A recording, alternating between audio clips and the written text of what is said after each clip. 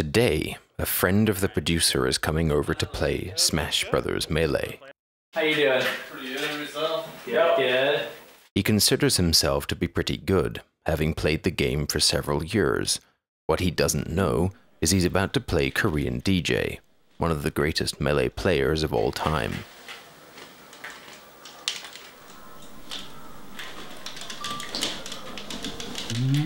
Oh!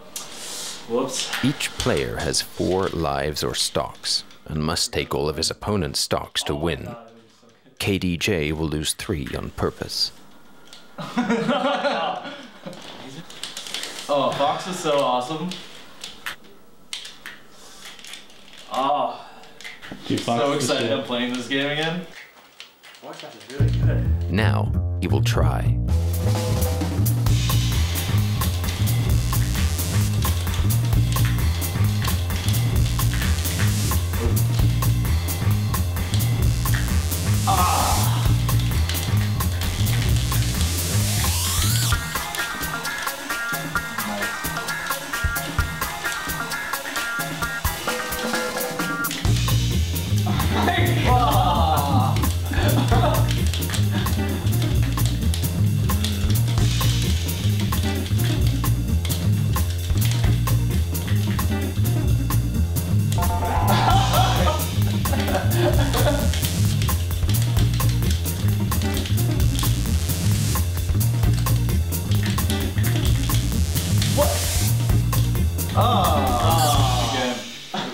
I want to introduce you to KoreanDJ, who is one of the greatest Smash Brothers players of all time.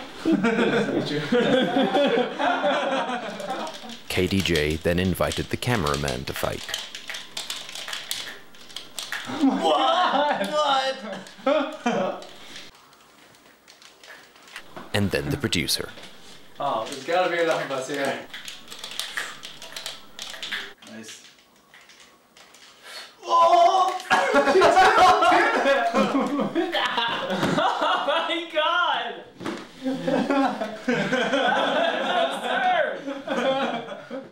How is it possible for someone to be so fast and so precise that even 3 opponents would be no match? This is about a game that was never designed to be played at a competitive level. And the people who discovered just how far the game could go. Well, I'd never heard your name before, so go suck a dick. Tons of people behind me just screaming. He goes there ready to die. Best feeling ever.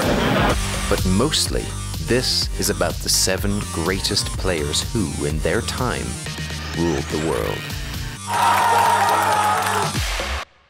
You want me to wrap up Smash, like, as a whole? Yeah. The whole thing? The whole thing. John Salty Snacks presents A Brief History of Smash. It was the turn of the century and everyone was bored. Bored, that is, until Masahiro Sakurai invented a brilliant new way to legally beat your children. Super Smash Bros. Melee for Nintendo GameCube. Since then, everything has been just hunky-dory. When Smash Brothers Melee was released, it was intended to be a party game. Something your family could play together. Something designed for the casual gamer. The game was stocked with Nintendo characters most people would recognize. Donkey Kong, Mario, Bowser, and some few would recognize Captain Falcon, Sheik, Marth, Fox. The game itself was unique in a world of 2D fighters. I liked that it was easy to pick up. Like Street Fighter, you had to know shit combos. This game, you could just play and have fun. There's just a fluidity to it that normal 2D fighters don't have. Not to say 2D fighters are bad or anything, disclaimer. You know, other games, you got the charge moves, quarter circles. Smash, you make up your own combos. It's, you know, it's all about the physics. It's a big, it's almost like a sandbox fighting game. of course, because I had fun, I then started taking it seriously. And it's like, shit, there are combos in this too. And it's actually a lot broader, I guess, than most fighting games, because it isn't just memorizing inputs. You have to think a lot more, judge where people are going. Everybody's like, it's going up. It's supposed to go the other way, and then they die. Yeah, it's confusing. Oh, yeah, the percentage. It's not at all like any other fighting game. When you get hit, or when things hit you, or like when you fall or whatever, your percentage goes up. And that means that the next time someone hits you, you'll go a little bit farther. And then when you go far enough that you leave the box that is the stage, because every stage is really a box, then you die. There's a lot of strategy in just making sure people don't come back onto the stage once you knock them off. You can kill people at 0% or like 1% if you just play it really smart and trick them into doing something. Whereas other fighting games, you can't really have that small tactical advantage. Like, you have to kind of chip away at them constantly. Out of 649 GameCube games, Melee was by a wide margin the most popular. But despite the insistence that it should be a casual experience, a few players saw it as much more than that, and they took it to another level. Well, I mean, I first picked up the game when it came out, obviously. I was there waiting in line at, I guess it would have been Best Buy, and brought it back and played all the challenges, you know, 1 by 1, event mode. Fell in love instantly. It was brilliant. It was even better than 64, which I also played all the time with my friends. It was fantastic, and I've been playing it for a couple of years when we found out about tournaments, that they hosted tournaments for the game. Oh, he's the best.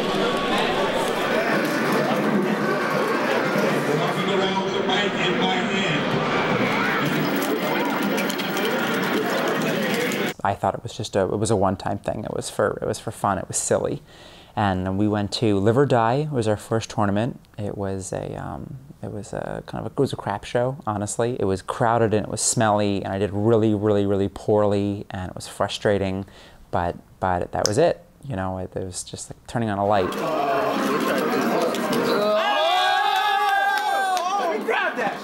We were trash, just trash compared to these people. And that was very exciting for us. Once I realized where I was on the spectrum of this game, how far down I was, that the training started right away. Welcome to Smash Brothers Training. Today you will learn the first advanced technique ever discovered. Wave dashing. Wave dashing. What the hell is a wave dash? Wave dashing. This is Samus. Besides being a robot bounty hunter, she is also an accomplished dancer. By jumping and then quickly dodging into the ground, she can transfer her momentum into a slide, speeding up her combos and increasing her movement options. Despite this, she still cannot do the robot. That's all for now. See you next time. Players learned how to use wave dashing and other advanced techniques to speed up the game to the point where it basically got ridiculous. Most people figure that we put in about 6 or 7 inputs per second, which is roughly about the same as professional StarCraft. It kind of broke the boundaries that people expected to see in Smash. There aren't set combos, there aren't a list that somebody somewhere decided what you can do. You can do whatever you want to with your character. You compare it to sports, you compare it to basketball or football, where a person is in control of every movement of their body. And while the video game is just a series of zeros and ones, everybody looks different. I can watch a video of a Marth, I can tell you whether it's Ken or Neo or Azim. You can see the style in a person's character, and that to me is incredible. You know, I've ran tournaments for MLG, I've ran Men Challenge, I've ran Tekken, I've ran Halo, I've ran Gears of War, Rainbow Six, Shadowrun, Smash Brothers Melee, Smash Brothers Brawl, so I've ran and been around a lot of high caliber games, and I've seen them all, and I think Melee is one of the deepest and most intricate games you can ever play competitively, which is crazy for a game made by Nintendo that wasn't supposed to be competitive with cartoon characters, but it just kind of was like a beautiful accident. Although Melee has advanced considerably, for the first few years there were no guidelines. The first to uncover and master these techniques would instantly become the most dangerous player.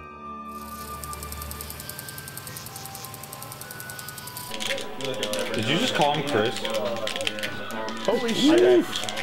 Something. No, oh! it's not Krishan. It's not cool. Come on, Azim. Cool with the game?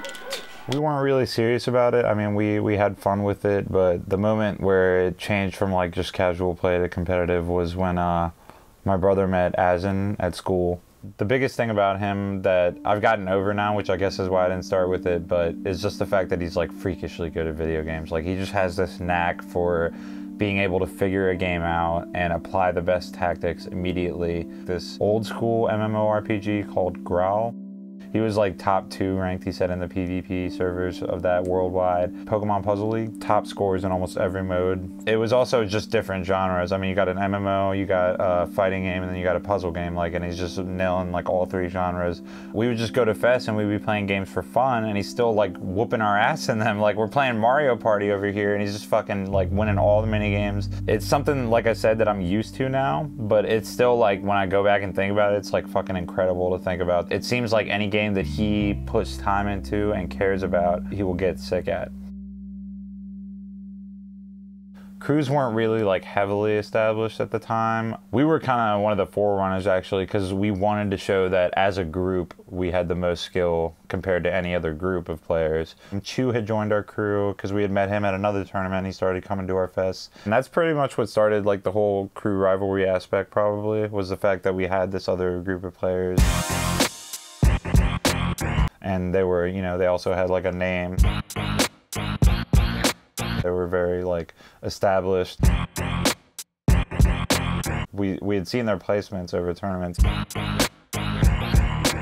At the time when Melee came out, this game called Mortal Kombat Deadly Alliance came out. And we were just being silly about it. It's like, yo, we should just call ourselves Deadly Alliance. Everyone was the king of their town. Like Mike G, he was the king of Queens. Kamal, he's like the king of Brooklyn. And me and Jason, we was like the kings of Manhattan. And then we also met Killer R. He was the king of Harlem. There was this guy named Brandon. His name is B. He pretty much knew about H2IL. And then he's like, yo, these guys, they're real good and everything. And he was the pretty much person networking between, you know, both crews. He's just like, yeah, they're all like 20-year-old dudes from like the Bronx. And we're like, wow. Like, I was like, yo, forget this, man. We're gonna go over there, we're gonna destroy the whole crew. We're just like these high school kids playing Smash Brothers, and like these are like fucking 20-year-old like inner city people just like bringing out like hardcore trash talk. If I ever told people at school or anything about like, oh, I go to tournaments, and they're like, oh, that's lame, I'm like, oh yeah? Well, let me show you this motherfucker Wes that goes to these tournaments. He's a fucking badass. We was talking smack to each other, you know, we actually meet, and the next thing you know, Azen, he was pretty much beating my whole team. That whole night, Azen was like wrecking them, but they actually beat the rest of our crew for, you know, overall. And it was funny, he was even beating Dave with like Pichu. Because he would do like gimmicks, like just throwing you off the ledge and just gimping you.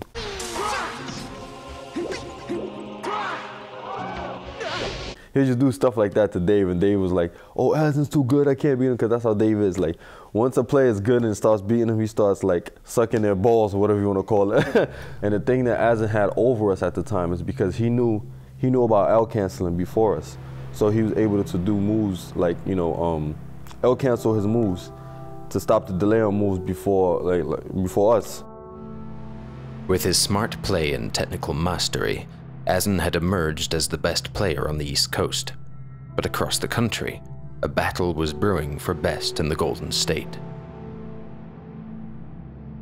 Tournament Go was one of the very first tournament series. It was really the first kind of national tournament series we ever had in our community. It was Matt Deasy who would just throw tournaments in his house, and you know, it'd be some setups on the middle floor, some setups on the bottom floor, and everyone would sleep there. Like, this guy would just house anyone that would fly in from anywhere or drive in from anywhere. He would give you a place to stay. They'd set up tents outside in his backyard, and it was like, I don't know, like Woodstock of gaming or something, where like all these people would show up and he'd be super friendly and open his house to them and house them for a weekend just to throw Smash tournaments. Vociferous, you know, was a guy who played Sheik back then and was just the strongest player. Like, he had won Tournament Go. It was the first couple of them. By default, he was, you know, considered the best player in the nation. I think we kind of had, not an arrogant community, but like we definitely knew we were really good at what we did. And the first story about Ken is like, you know, this guy like randomly posts that he won a GameStop tournament or some random tournament and he can't be beat in this game. And the thing about that, saying that, is everyone says that. Like, they beat their friends and they're unbelievable at this game and they will never lose. And I've seen it at so many tournaments, and these guys just get absolutely like crushed. Like, torn apart, like leave it with like, you know, a tail between the legs. Like, it was the same thing for Ken. Like, some guy that wasn't part of our community was like, I'm really good at this game, there's no way you'll beat me. I was just a small fish in a pond. I didn't know anything about the ocean yet, so Matt Deasy, you know, he saw that post and he actually contacted my brother on AM afterwards and wanted to do a money match. They thought it was going to be easy money, so $25 became $50, $50 became $100, and then eventually it became the $200 money match off the bat. To tell you the honest truth, I didn't even have the money at the time, and I still money matched him. He actually drove down like 6-7 hours, NorCal to SoCal. I played Vociferous first. He was like doing all these advanced techniques like wave dash, catching items on air. I was like, how did you do that? I just had to rely on my instincts to take me through. I ended up beating Vociferous. Matt Deasy and Vociferous' face, it was priceless. It was a funny thing because Matt Deasy's like, oh, okay, I guess I'm next. Matt Deasy would pick Corneria and then run to the one side of the ship and just constantly spam lasers at me, and I couldn't hit him. Every single time I'd approach him, he'd run to the other side and shoot more lasers at me. I realized like I had to adapt to that. So I found out that once I grabbed Matt Deasy, he wasn't able to run. So once I grabbed him, I was able to hit him. I asked him, like, I beat you guys. Aren't you guys the best? I beat you guys. Does it not make me the best now? And Matt Deasy said, no. Just because you beat us in a money match doesn't make you the best. You have to win TG4. I host TG4. You have to win that. That's what makes you the best. So I was like, oh, okay, I guess I'll have to go to TG4 and win that. I don't know about underground tournaments. You know, I thought it was going to be like EVO, where they hosted it like, you know, at an auditorium or something where there's like stages and whatnot. But it was hosted at Matt Deasy's house. Like, I saw these smashers. He was housing like most of them, so they were like, I saw him sleep on the ground. And I was like walking in there. I'm like trying to avoid smashers. They've heard of me. Like Matt Deasy and Vociferous were telling people about me, like how, you know, how I was. So they wanted to see it. I tore through the whole entire tournament.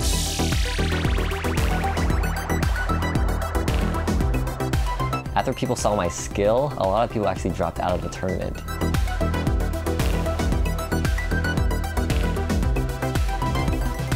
The hype was like almost gone. It was like the last match of the day is me versus Vociferous.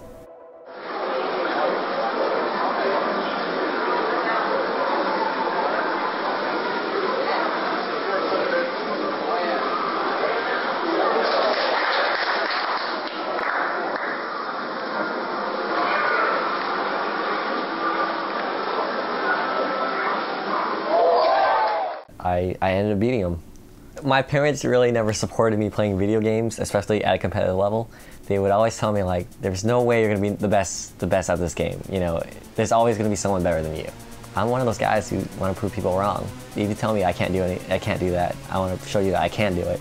So when I came home from TG4 and I showed them a lot of cash, they're like, oh, that's beginner's luck. That's beginner's. There's no way you can win another tournament. Ken emerged from TG4 as the undisputed champion of the West, so it seemed that Ken and Azen were set on a collision course, with only a matter of time before they faced one another in the ultimate showdown.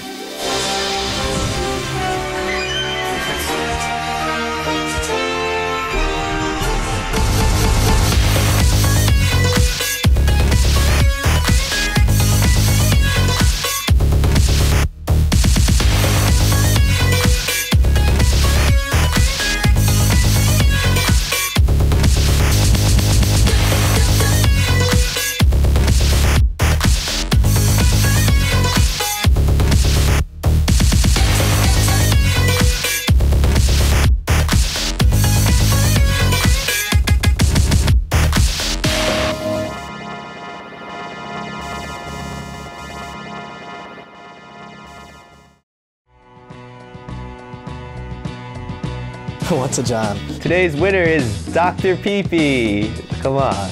It was very ugly, but he won, and he won a lot. Ridiculous things would constantly happen. You can watch it and just see the level of like mind games going on. We owned it. We scared of the Japs. We wanted revenge.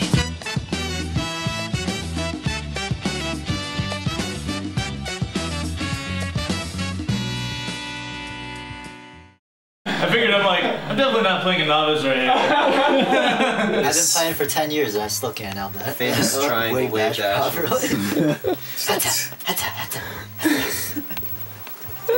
He just goes straight because of that. Yeah, I go up and down. That's why people I think get so tight if I beat them. Yeah, this kid can't even wave that.